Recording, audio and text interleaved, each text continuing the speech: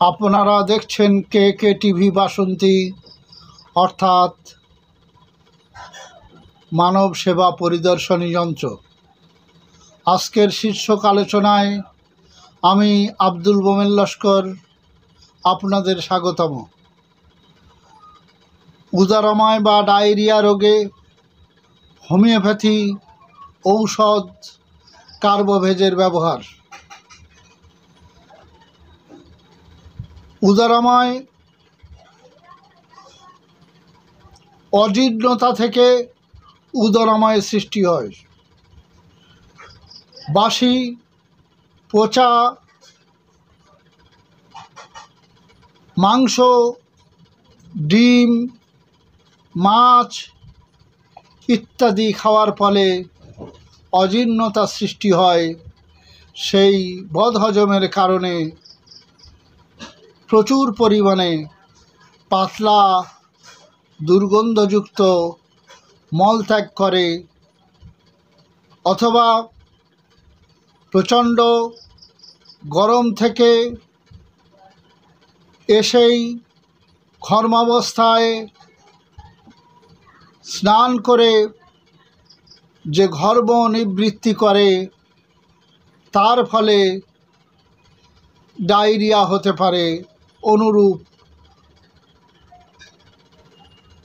ভেদ বমি হতে পারে। যাই হোক, এখন কার্বোভেজের ব্যবহার।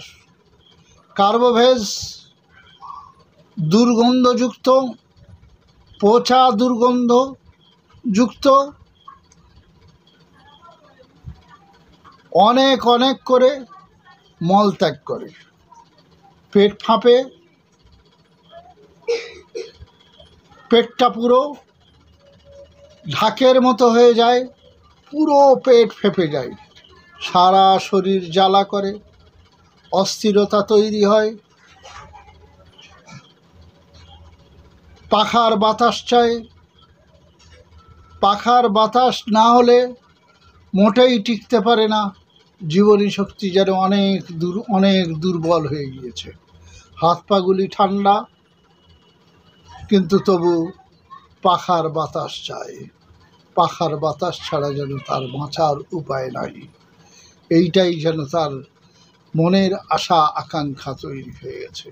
যেখানে দেখবেন পাখার বাতাস চাচ্ছে ডায়রিয়া রোগী,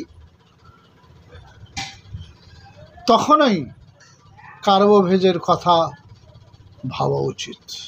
নতুন ডায়রিয়াতে কার্বোভেজ ব্যবহার হয় না। কার্বোভেজ একেবারেই নিস্তেজ। শরীর যখন হাত পা ঠান্ডা হয়ে যায়, পাখার বাতাস ছাড়া বাঁচতে পারে না, সেই সময় কার্বোভেজের প্রয়োজন হয়। আজকের এ পর্যন্ত। কে টিভির সাথে থাকুন। আলোচনাগুলি জানতে সাবস্ক্রাইব করুন এবং অনুভূতি বোঝাতে লাইক দিন। ভালো থাকুন, সুস্থ থাকুন। আজ এ পর্যন্ত। আপনাদের ধন্যবাদ।